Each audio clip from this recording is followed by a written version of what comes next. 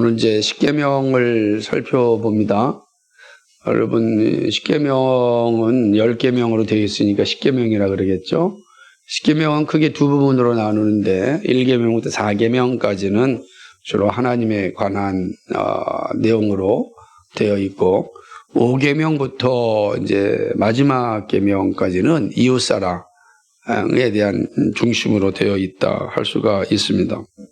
근데 이웃을 향한 그 계명의 첫 번째가 부모를 공경하라라고 하는 계명입니다. 다시 본다면 내 부모를 공경하라. 그리하면 내 하나님 여호와가 내게 준 땅에서 내 생명이 길리라. 아멘. 그러니까 10계명 중에 이 5계명만 아주 독특한 모습을 가지고 있는데 약속이 보장되어져 있는 계명입니다. 10계명 중에 이 약속의 계명은 인류의 어떤 존속에 있어서 매우 중요한 그런 말씀입니다. 더군다나 부모를 공경하는 자에게는 장수의 복이 있다 이렇게 이야기하는 것입니다. 물론 이 말이 단명한 사람은 부모를 공경하지 않았다라는 부정적인 의미를 가지고 있는 말씀이 아닙니다. 긍정적인 표현을 말씀하는 거죠. 부모 공경에는 장수의 복이 있다라고 하는 겁니다. 물론 이것이 어떤 의미인지 이제 말씀을 나누면서 살펴보겠습니다. 바울은 이 계명이 가지고 있는 의미를 에베소서 6장 1절 3절에서 잘 말씀하고 있습니다. 자녀들아 주 안에서 너희 부모에게 순종하라. 이것이 옳으니라. 내 아버지와 어머니를 공경하라. 이것은 약속이 있는 첫 계명이니 이로써 내가 잘되고 땅에서 장수하리라. 아멘. 그러니까 출애굽기 20장 12절 말씀을 사도는 에베소 6장 1절 3절에서 이렇게 개인적으로 지금 말씀하고 있어요. 왜 그러냐면 12절에서는 여호와가 내게 준 땅 가나안 땅에서 내 생명이 길리라 이렇게 말씀하셨어요. 공동체적인 표현이거든요. 그런데 에베소서 6장에서는 이건 개인적으로 적용하고 있는 것을 이제 보게 됩니다. 놀라운 것은 십계명에 이런 장수의 복, 다시 말하면 내 생명 길리라고 하는 이 약속은 오직 다섯 번째 계명인 부모 공경에만 있다라고 하는 사실입니다. 이렇게 생각해 보면 하나님께서 부모 공경이 얼마나 중요한지를 사실은 우리에게 보여주고 있다. 그러니까 10계명 중에 약속이 보장되어 있는 계명이니까 그만큼 하나님께서는 중요하다라고 하는 것 아니겠습니까? 여러분 부모님들 자녀들에게 종종 그런 말 하시지 않았어요? 이번에 점수 몇 점만 맞으면 내가 뭐 짜장면 사준다, 뭐 자전거 사준다 이렇게 약속하잖아요? 그 중요하니까 이제 계속해서 말하는 것 아니겠습니까? 그런 것 차원이 다른 약속이 심겨져 있는 게 바로 제5계명이라고 할 수가 있습니다. 그러므로 모든 그리스도인은 이제 부모를 공경해야 합니다. 이것은 선택의 문제가 아닙니다. 부모 공경은 선택의 문제가 아니라 명령입니다. 그죠? 이게 왜 중요하냐면 여러분 한번 이 명령을 떠난다면은 왜 여러분은 부모를 공경해야 됩니까? 이유가 있으세요? 왜 부모를 공경해야 되죠? 이 명령이 없다면? 부모가 나를 낳아줬기 때문입니까? 내가 언제 낳아주기를 원했어요? 그렇게 말하면 뭐라고 그랬어요? 왜 나를 낳았습니까? 그럼 뭐라고 답하시겠어요? 그건 두 분의 내용이지 저한테 아무런 결정상도 있지 않는 상황인데 왜 낳아가지고 나보러 공경하라 그럽니까? 뭐라고 답하시겠어요? 부모님들. 이 호로 자식 이런 말밖에 못하는 거죠? 이 말밖에 못하는 거예요. 답이 없어요. 부모를 공경해야 된 당위성이 없는 겁니다. 왜냐하면 내가 태어난 존재가 나한테 있지 않기 때문에 그렇습니다. 그래서 세상에서는 끊임없이 이 문제로 나타나는 거예요. 결국은 뭐죠? 부모가 존재하는 건 부모가 가지고 있는 재산이나 탐내려고 하는 것 아니겠습니까? 부모는 자식을 자기 노후 보장의 어떤 그 투기 대상으로 삼고 있는 것 아니겠습니까? 투자로. 근거가 없잖아, 그죠? 없는 겁니다. 그런데 그리스도인은 분명합니다. 왜 그렇죠? 하나님 명령이기 때문입니다. 하나님 정을 명령하셨어요. 우리는 하나님의 형상으로 창조함 받았고 하나님의 자녀가 되었는데 하나님께서 우리 명령하십니다. 내 부모를 공경하라. 우리는 부모를 공경하는 이유는 바로 크게는 하나님 나라를 위한 거지만 작게는 하나님 명령이기 때문입니다. 이게 부정할 수 없는, 하나님 명령을 부정하는 순간 우리는 하나님을 부인하는 죄가 되기 때문에 그렇습니다. 분명하죠? 그 부모를 공경하는 건 하나님 명령이다라는 사실을 기억해야 됩니다. 그런데 간단한 문제가 아닙니다. 명령을 받았지만 간단하지 않습니다. 왜냐하면 부모 공경이 마음대로 되지 않습니다. 우리의 부패한 죄성이 이 부모 공경을 방해합니다. 다 방해하는 거예요. 그래서 생각해 봤습니다. 만약 부모 공경이 쉽다면 장수의 약속을 하셨을까요? 이 쉬운 거라면 이런 약속을 하셨을까? 제가 뒤에 보니까 살인하지 말지니라, 도둑질하지 말지니라, 이 내용들이 있죠. 간음하지 말지니라. 여기에는 약속이 없어요. 부모 공경이 이거보다 훨씬 어렵다는 겁니다. 그래서 살인하지 않는 거, 도둑질하지 않는 거, 간음하지 않는 거 보다 더 어려운 게 부모 공경입니다. 우리 육비한 본성이, 우리의 탐욕이 그런 거죠. 그걸 생각해 보는 겁니다. 그러므로 이 부모 공경에는요, 그 어떤 것보다도 성령 하나님의 도우심이 절대적으로 필요합니다. 성령의 역사가 없다면 누구도 약속 있는 계명을 지킬 수 없습니다. 그리스도인으로서 정말로 효도하는 자녀가 되는 전제는요, 성령으로 충만해야 돼요.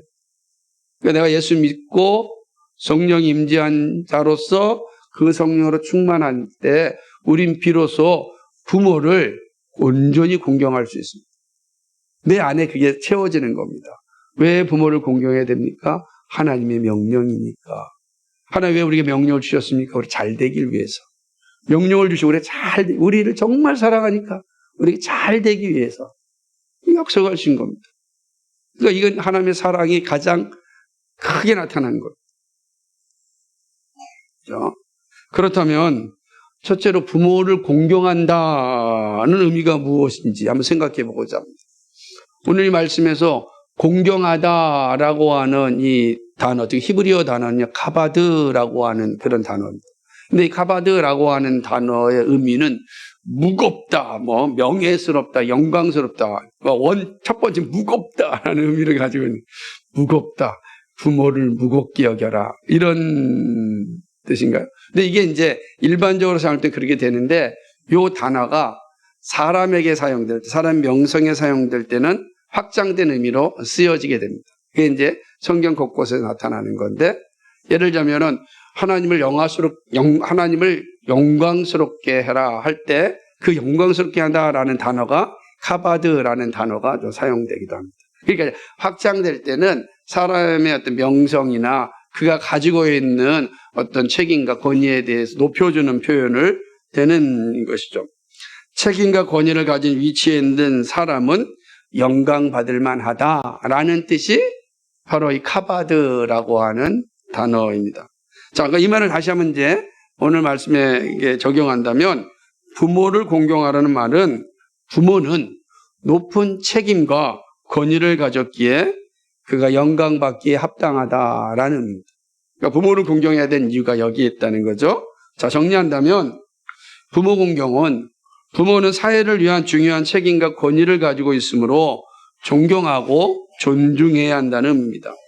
하나님께서 부모에게 맡긴 책임과 권위에 대하여 존경과 존중함이 나의 뜻이다 라고 말씀하는, 이 부모를 공경하는 것이 왜 중요하냐? 이 부모에게는 이 아주 막중한 책임과 권위가 있다. 이 막중한 책임과 권위를 통하여 내가 맡긴 이 나라를 존속하는 것이다.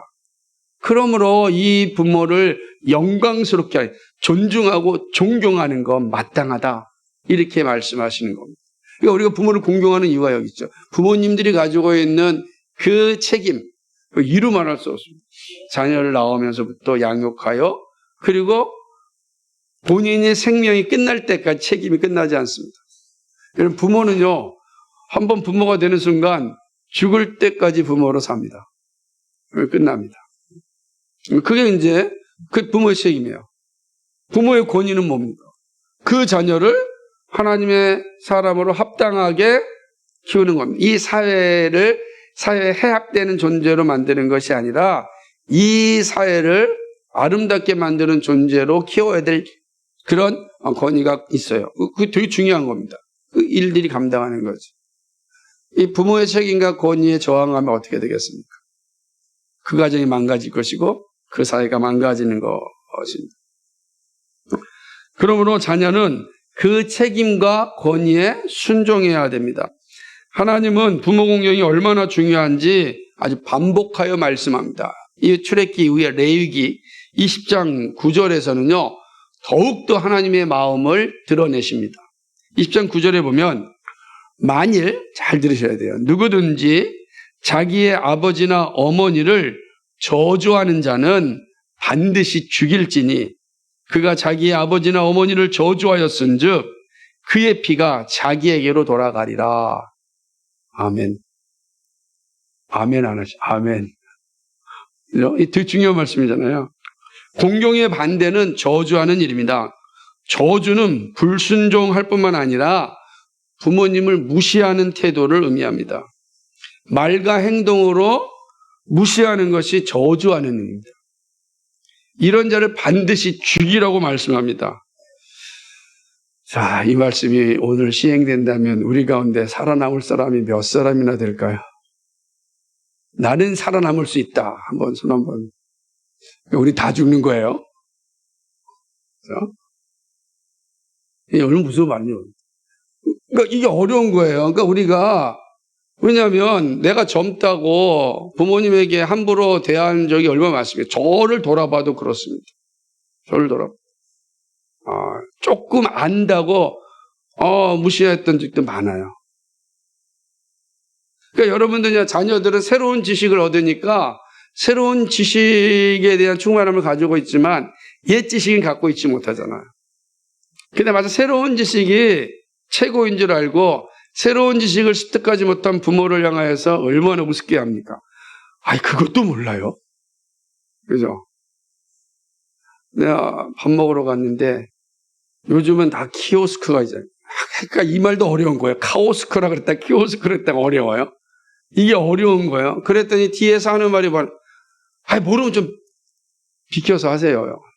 야, 내가 몰라서 모르는 겁니까? 그죠? 이래 다 하는 거예요? 이게 무시해야 하는 거죠. 그러니까 내 부모를 무시하는 자는 저주하는 자는 반드시 죽일지라 이렇게 말. 이게 얼마나 이게 하나님의 마음이 분명한지 나타내는 것입니다. 아, 잘 모르세요? 그럼 제가 이렇게 하시면 돼요. 이 모습이 우리에게 가져야 되는데 그러지 못한다고 하는 거죠. 더구나 부모를 공경하지 않는 사람은요. 다른 사람도 존중하지 않습니다. 이게 이웃사랑의 첫 번째 계명이라니까요. 이웃사랑의 첫 번째 계명이 부모 사랑이에요. 부모 공경입니다. 부모에게 함부로 말하는 사람이 다른 사람에게는 얼마나 심하게 말하겠습니까? 부모에게 함부로 대해 무시하는 사람이 다른 사람 무시하는 것 너무 쉬워요. 너무 쉽게 나타납니다. 쉽게 나타나는 거죠. 부모를 공경하지 않는데도 사회생활을 잘하고 있는 사람은 철저하게 가면을 쓴 사람일 것입니다. 자신의 욕망과 그리고 그 탐욕을 추구하기 위하여서 억짝같이 가면을 쓰고서 살아가는 사람일 수도 있습니다. 그 사람은 자신의 목적을 달성하기 위하여 주변 사람들을 이용하는 사람일 가능성이 농후합니다. 그래서 우리는 부모를 공경하다라고 할 때의 의미를 잘 기억해야 돼. 아, 부모에게는 하나님 맡겨주신 그 책임과 권위가 있다. 그죠? 그 권위를 존중하는 것, 그것이 바로 존중하고 존경하는 것, 부모를 공경하는 일이다. 중요하죠. 자, 그런데 이 말씀드렸듯이 이제 두 번째 생각해 볼 것은 이 부모를 공경하는 자녀에게 주어지는 약속입니다. 하나님은 여호와가 준 땅에서 내 생명이 길 것이라고 말씀하셨습니다. 예, 이 출애굽기에 주신 이 말씀을 앞서서 제가 잠시 말씀드렸지만 이것은 개인적인 약속보다는 공동체적인 약속이라고 할 수 있습니다.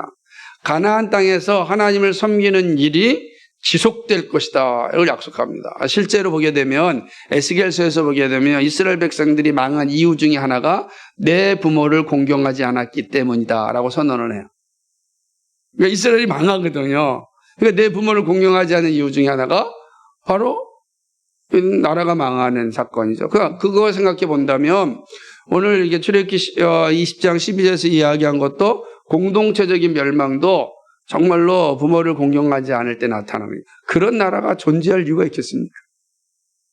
부모를 공경하지 않는 그런 나라가 있어서 무슨 의미가 있겠습니까? 그렇게 생각하는 거죠. 그 약속인 것입니다. 부모를 공경할 때 나타나는 놀라운 선물이 아닐 수 없습니다. 바울은 복음 이후에 이 사건을 개인화시킵니다. 내가 잘되고 땅에서 장수하리라는 말씀은 하나님의 복이 부모를 공경하는 자녀들에게 주어진다는 약속입니다. 거대한 사회 속에서 개인이 잘 되는 것은 혼자 잘나서 될 수 없습니다. 사회란 공동체에서 잘 되는 일은 쉽지 않습니다. 그런데 부모를 공경하는 자에게는 잘 되는 선물이 주어집니다. 여기서 잘 된다라고 하는 것은 단지 성공하고 번영한다라고 하는 의미만은 아닙니다. 이게 담겨져 있어요. 잘 되고 번영한다는 의미가 우선 담겨져 있지만 그것만 담겨져 있는 것이 아니라 하나님의 나라를 위한 거룩한 영향력을 나타내는 삶을 산다라는 의미가 포함된 거예요. 만약에 단지 번영과 어떤 그 권력을 소유한 번영만을 의미한다면 그것은 바로 오늘 본문이 말하는 의미와 전혀 다른데, 왜냐하면 예수님께서 말씀하셨던 걸 보게 되면 예수님께 찾아왔던 부자 청년을 생각해 보십시오. 그는 하나님의 나라를 위해 쓰임받는 자가 되지 못했어요. 또 누구죠? 나사로를 함부로 대했던 부자의 모습. 다 부자잖아요. 그러면 이들의 모습을 하나님이 인정하셨고 존중하셨다라는 의미가 되니까 그러진 않죠. 그러니까 단지 부와 권력을 소유한다라는 것이 잘 된다는 의미만은 아니다. 그게 포함되지만 그것만은 아니다라고 하는 거죠. 잘 되고 장수하는 것은 하나님의 뜻을 온전하게 섬길 수 있는 은혜가 자녀들을 통하여 계속해서 전달되어짐을 의미합니다. 그러니까 우리 가정이 믿음의 가정이 계속해서 전달돼서 아버지의 신앙이 아들의 신앙에서 더 꽃을 피고 그 아들의 신앙이 그 자녀의 신앙에서 더 열매를 맺는, 이게 잘 되는 겁니다. 생각해 보십시오. 나는 부모 세대는 아이들 키우느라고 정신없이 살아가지고 정말로 온전하게 가정 예배도 잘 못 드렸고 또 주일도 온전히 드리지 못했던 모습이 많지만 내 마음속에 뭐가 있어요? 내 자녀들이 정말로 가정에서 하나님을 예배하고 그리고 또 누구보다도 교회를 잘 세우는 신앙이 되기를 원하고 있습니다. 그 모습이요. 근데 그런 것들이 실제로 잘 일어나는 게 뭐다? 여기서 잘 된다라고 하는, 잘 되는 의미죠. 근데 부와 권력은 다 가졌는데 예수 믿지 않습니다. 그거 잘 되는 겁니까? 망하는 거지. 그죠? 그거 잘 된다고 생각하면 안 돼요. 그러니까 여기서 잘 된다는 의미는 바로 여기에 있습니다. 그래서 세상의 성공보다 더 중요한 건 영적인 성공이죠. 부모님들이 자녀에게 가장 먼저 주어야 될 그 선물은 이 영적인 선물입니다. 다른 거 못 줘도 돼요. 그것이 우선순위가 아니라고요. 미안한 마음은 있죠. 좋은 집에서 키우고 싶고, 좋은 환경에서 또 가르치고 싶고, 남들처럼 돈을 팍팍 줘서 사교육시키고 싶죠. 모든 마음이 다 그렇죠. 근데 그게 1순위가 아니라는 겁니다. 그게 1순위가 되는 순간 잘 되는 일은 사라지게 될 것입니다.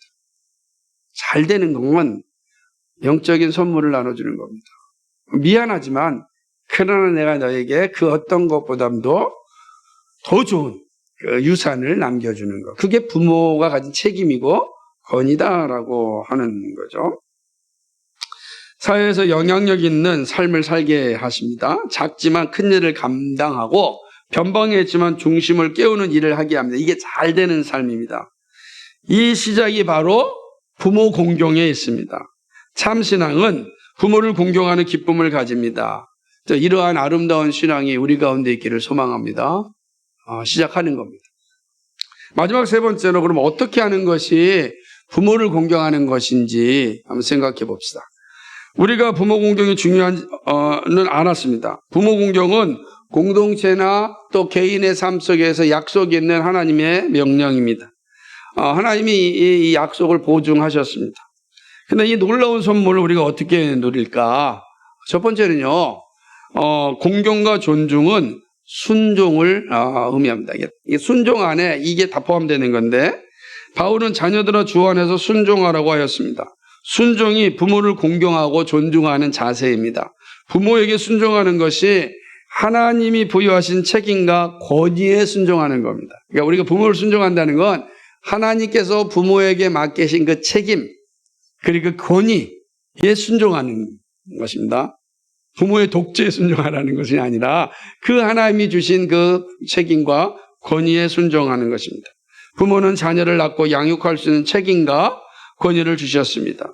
공경은 이 권위와 책임을 우습게 여기지 않습니다. 무시하지 않습니다. 저항하지 않습니다. 물론 부모 역시 이 책임과 권위를 함부로 사용해서는 안 됩니다. 나는 하나님께 이 책임과 권위를 받았으니 너희들은 나를 따라와야 돼 라고 그냥 무식하게 행동해서는 안 된다라는 의미를 함의하는 겁니다. 그렇죠? 그래서 바울은 부모를 향하여 말하기를 에베소 6장 4절에 또 아비들아 너희 자녀를 노엽게 하지 말고 오직 주의 교훈과 훈계로 양육하라 라고 이야기합니다. 자녀를 노엽게 하는 것은 합당한 권위를 사용하지 않음을 의미합니다. 그러니까 합당한 권위를 사용하지 않을 때 자녀가 화가 나는 겁니다. 이렇게 된다는 거죠. 화가 난다는 건 저항한다는 거예요. 조금 더 나가면 무시하는 거죠. 그러면 어떻게 되죠? 아까 부모를 무시하면 어떻게 된다 그랬습니까? 죽는다 그랬잖아요. 그러면 자녀를 노엽게 하는 부모는 어떻게 되는 거예요? 그렇죠? 둘 다 망하는 겁니다. 그 집안은 끝나는 거예요. 그걸 말하는 거예요. 그러니까 이게 이 두 말씀이 되게 중요한 겁니다. 그러니까 부모는 합당한 책임과 권위를 잘 사용해야 되지만 그것을 함부로 사용하여 자녀를 노엽게 하는 일이 되어진다면 부모도 망하고 자녀도 망하는 거예요. 그럼 그 가정이 망하는 거다. 이 말씀하는 내용인 것입니다. 주의 말씀에 합당하지 않은 행동을 의미합니다. 사실 오늘날 자녀들은 매우 힘들게 살아갑니다. 주의 교훈과 훈계가 아닌 부모의 욕심과 투기에 사용되는 것이 얼마나 많은지 모릅니다. 우리는 그나마 좀 덜하지만 이 세상이 얼마나 아이들을 이 세상 용어로 얘기한다면 뺑뺑이 돌린다 그러죠. 계속 돌리는 거. 결과만 좋으면 계속. 그러면서도 정말 예수 믿음의 강조를 끊임없이 한다면 얼마나 좋겠습니까? 근데 그건 없고 오직 목적이 이 세상적 성공에 그죠? 가 있다고 한다면 잘 되는 삶이 되겠습니까? 그러지 못한다라고 하는 거죠. 그러나 부모가 주의 교훈과 훈계를 가지고 그 책임과 권위를 사용한다면 자녀는 순종해야 됩니다. 그 권위에 순종할 수 있어야 됩니다. 부모님이 감당할 책임을 잘 수행할 수 있도록 도와야 합니다. 이렇게 할 때 대를 이어서 믿음의 가정이 되고 가문이 되고 정말로 잘 되고 장수하는 복을 누리게 됩니다. 여러분 명문 가문 이런 말 종종 듣잖아요. 세상이 말하는 명문 가문은 그거 얼마 못 갑니다. 그죠? 여러분 정말로 믿음의 가문을 만드셔야 됩니다. 지금 시작하셨으면 지금부터 믿음의 가문을 만드셔야 돼요. 믿음의 가문에서 태어나셨으니까 그 믿음의 가문의 그 영광을 잘 이어가셔야 됩니다. 그 시작이 부모를 공경함이 있다라고 하는 사실입니다. 잠언 말씀은 우리의 생각을 더 깊게 합니다. 내 아들아, 네 아비의 훈계를 들으며 내 어미의 법을 떠나지 말라. 이는 내 머리 아름다운 관이요 내 목에 금사슬이니라. 잠언 1장 8절 9절이죠. 부모님의 말씀에 순종하는 것이 머리에 아름다운 관이고 내 몸에 금사슬이다. 이것만 들어도 딱 나타나지 않습니까? 우리 얼마나 존귀하게 되는 것입니까? 영향력 있는 모습이 된다는 것입니다. 사람들이 우러러보는 존재. 그죠? 그러니까 이 잠언의 말씀을 잘 기억하는 것이죠. 이게 바로 우리가 부모 공경하는 첫 번째입니다. 순종하는 겁니다. 부모의 뭐예요? 하나님 맡기신 부모에게는 책임과 권위에 잘 순종하는 겁니다. 그 부모는 주의 교훈과 훈계로 자녀를 양육하고 또 가르쳐야 될 그런 책임과 권위가 있습니다. 그래서 부모에게는 이런 축복권이 있는 거예요. 그 제가 늘 얘기하죠. 부모들은 자녀를 위해서 늘 기도해 주라고. 그 부모의 권위예요. 그 권위를 잘 사용하시기 바랍니다. 두 번째는요. 부모님이 힘 있을 때 없을 때 변함없이 섬겨야 합니다. 이게 부모 공경입니다. 우리 시대는 점점 부모 홀대 시대가 되는 것은 아닌지 두렵습니다. 제가 변함없는 사랑을 말하고 싶었는데 일부러 앞에 둔 단어를 집어넣은 이유가 이게 우리 시대가 더욱더 격화된 상황이기 때문에 그렇습니다. 불신자들에게는 남아있는 양심이 부모를 존중하는 힘이 됩니다. 그나마 하나님이 주신 그나마 그 양심이 부모를 어떻게 섬기려고 하는 건 하지만 그러나 우리가 알다시피 양심은 항상 망가지기 쉽습니다. 현실 앞에 늘 무너집니다. 그리스도인은 양심과 함께 계명이 있습니다. 우리는 이 두 가지를 소유하였습니다. 그러므로 부모를 공경하는 일은 계명에 순종하는 것이고 잘되는 복을 누리는 일임을 항상 기억해야 됩니다. 하나님이 강조하고 한 이 약속을 잊지 마십시오. 아마 우리 가운데 모두가 이 땅에서 잘되는 걸 원하실 겁니다. 그래서 열심히 또 일하는 것 아니겠습니까? 그렇다면 하나님이 약속하신 부모 공경에 힘을 다하시기 바랍니다. 잠언에서 하신 말씀을 또 기억하십시오. 잠언 23장 22절에 너 낳은 아비에게 청종하고 내 늙은 어미를 경히 여기지 말지니라. 이게 중요합니다. 이 말씀 앞에 우리를 잘 기억해야 되는 것입니다. 이 말씀은 이스라엘 백성이 나라를 세워갔던 광야 시절에 주셨던 말씀을 다시 기억하게 하는 말씀입니다. 왜냐하면 신명기 27장 16절을 보면 그 부모를 경홀히 여기는 자는 저주를 받을 것이라 할 것이요 모든 백성은 아멘 할지니라.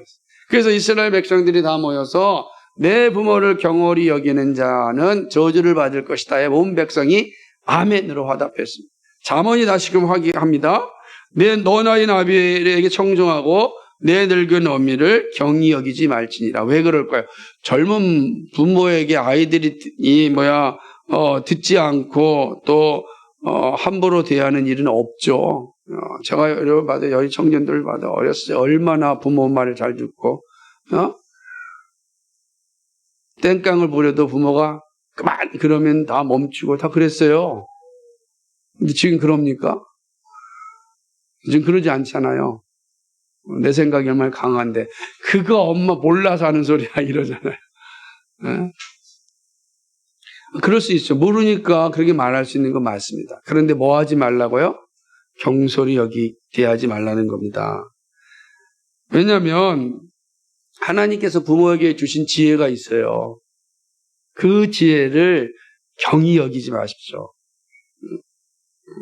그게 중요하다는 거죠.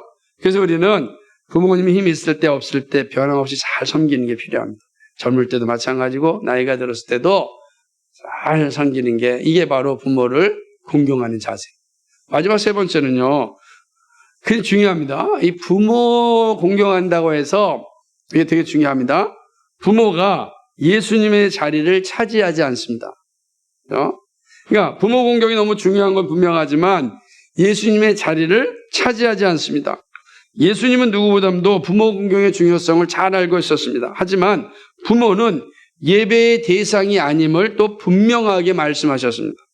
누가복음 14장 26절에 예수님이 하신 말씀을 기억하셔야 됩니다. 물은 내게 오는 자가 자기 부모와 처자와 형제와 자매와 더욱 자기 목숨까지 미워하지 아니하면 능히 내 제자가 되지 못하고. 아멘. 여기 보게 되면 뭐 처자, 형제, 자매 다 포함되는데 첫 번째가 뭐죠? 자기 부모가. 예수님께 오는 곳에 부모가 방해된다. 이 말은 부모가 예수님보다 앞선 존재가 된다. 이것은 허락하지 않는다라는 뜻입니다. 그럼 예수님의 제자가 될 수 없다. 이렇게 말씀하는 겁니다. 예수님은 누구라도 부모의 가르침과 훈계를 들으라고 하였습니다. 그러나 부모가 예수님의 자리를 차지하면 안 됩니다. 부모는 공경하는 것이지 예배하는 것이 아니다.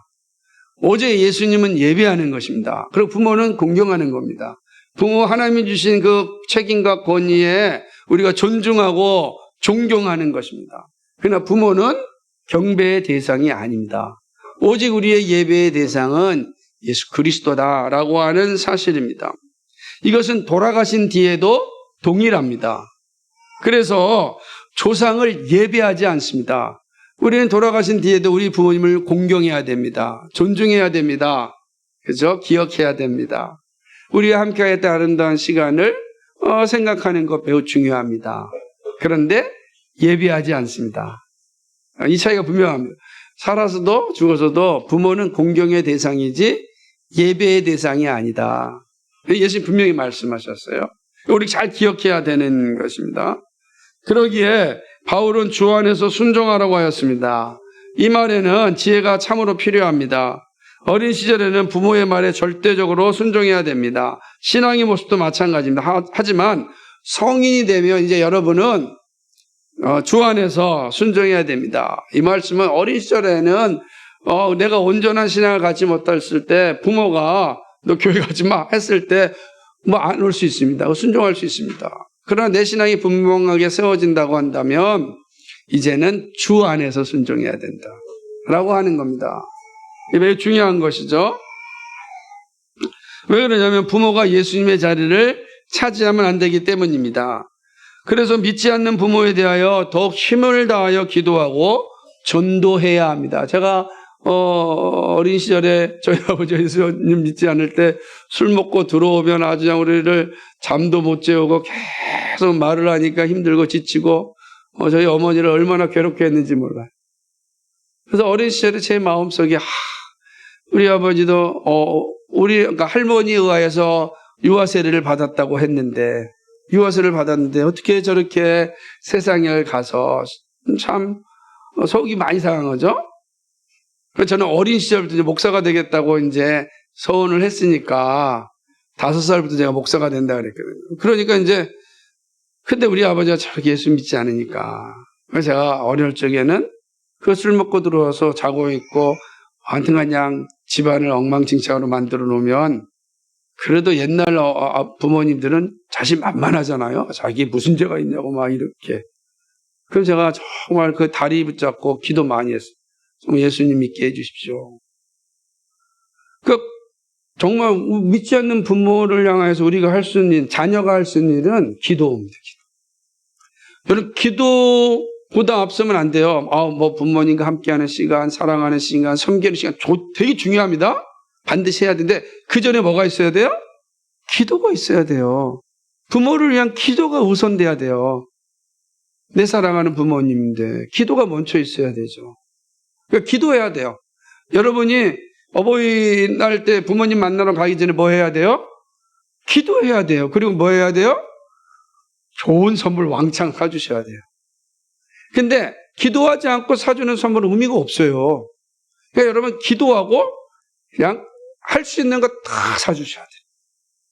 할 수 있는 게 한계가 있겠지만요. 그게 부모를 공경하라 하는 거예요. 그러니까 우리 예수님만 예배하고 부모님을 향해서는 이런 자세를 가지고 있어야 되는 것입니다. 그럼 믿는 부모라면 모두가 계명 아래 순종하고 살아야 합니다. 우리 믿는 부모라면 여러분 더욱더 순종하셔야 돼요. 공경하셔야 되고. 얼마나 복입니까? 그런데 아유 우리 엄마 다 예수 믿으니까라고 믿지 않는 자녀들보다 더 무시한다면 그 얼마나 끔찍한 일입니까? 어버이날 때 선물 많이 하셨죠, 자녀들? 하셨으리라 믿습니다. 물질적인 선물뿐만 아니라 꼭 뭐더라 이렇게 말로라도 좀 하십시오. 여기 부모가 없으니까 옆에 자녀가 앉아있는 분은 옆에 엄마 아빠를 좀 꼭 안아보십시오. 안아보세요 한번. 사랑합니다. 별로 사랑이 없는 사람들은 악수하라 그러지 않았어요. 무슨 부모랑 악수를 합니까? 악수 무슨 뭐 비즈니스 관계야 악수하게. 안아주세요. 얼마나 안아보겠습니까? 여러분 부모를 얼마나 안아보겠습니까? 그렇게 많은 시간이 주어지지 않습니다. 안을 수 있을 때 많이 안아주세요. 안을 수 있을 때. 그렇죠? 우리 집사람은 자녀들에게 이 어버이날 선물로 뽀뽀 10번을 요구하더라고요. 야, 참 어마어마한 일입니다. 그래서 성인 때 뽀뽀 10번. 여러분 그렇게 하세요. 자녀들과의 스킨십이 얼마나 오래 가겠습니까? 사랑하시고 특별히 믿지 않는 부모님은 더 많이 해주셔야 돼요. 믿지 않는 부모님들이 야 우리 아들이 우리 딸이 예수 믿으니까 이렇게 부모를 공경하는구나. 그 전도예요. 전도. 쉽지 않지만 그런 애가 있길 바랍니다. 말씀을 맺습니다. 내 부모를 공경하라는 이 말씀을 가슴에 담기를 소망합니다. 잘되고 장수의 복을 누릴 수 있기를 소망합니다.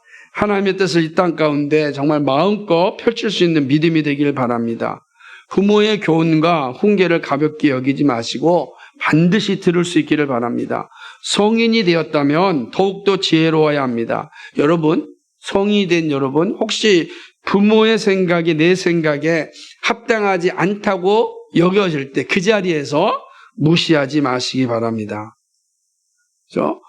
부모님 앞에서 단번에 거부하지 마시고 일단은 들으시고 그리고 지혜롭게 행동하시면 됩니다. 아, 우리 부모님이 이건 참 몰라서 이렇게 말씀하셨구나 하고 행하시면 됩니다. 근데 그 자리에서 그냥 그러지 마십시오. 지혜입니다. 여러분이 생각이 맞을 수 있어요.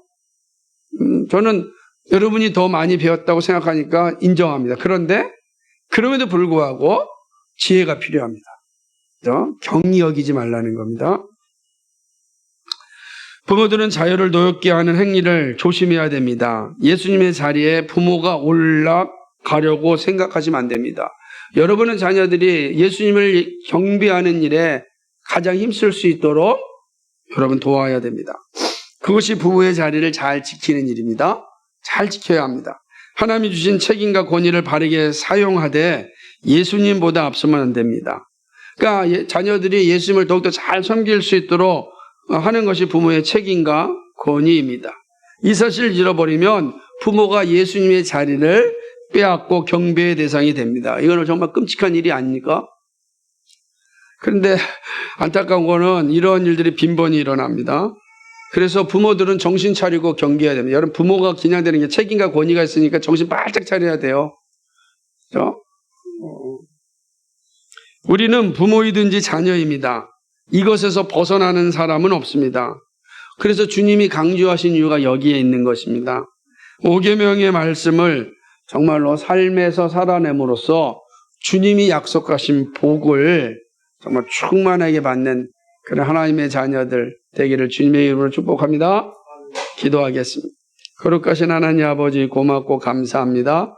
우리에게 부모님을 허락하여 주셔서 감사합니다. 우리에게 자녀를 주셔서 고맙습니다. 하나님 모두가 잘 되기를 소망합니다. 부모와 자녀가 잘 돼서 믿음의 가문을 이루고 대대로 이뤄가서 주님 맞이하는 가문 될 수 있도록 도와주옵소서. 예수 믿는 가정이 정말로 주님 오실 때까지 이어질 수 있도록 주님 함께하여 주옵소서. 오늘 우리에게도 이러한 기쁨과 은혜가 넘치기를 소망하며 예수 그리스도의 이름 받들어 기도하옵나이다. 아멘.